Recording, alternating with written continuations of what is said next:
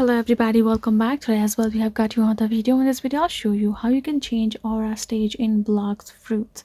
But before that, please do make sure to like our video, subscribe our channel, and yes, without any further delay, we're simply gonna go ahead step into our video. So when you're trying to play, and by the every stage when you pass, your aura gonna increase. For example, when you're on your first stage, only your arms gonna be covered on the aura, but by the time you reach the fifth stage, you will be covered, your whole body will be covered with the aura color.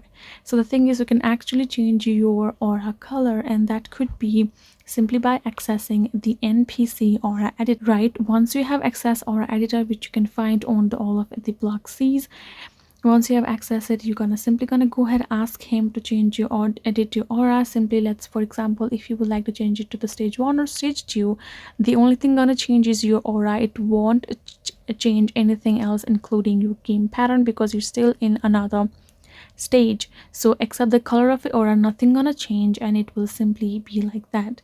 So all you have to do is access your game, go to find aura editor on your game. Once you have found this aura, simply gonna go ahead, choose a particular stage you would like to your aura color to be changed to, and you will be done.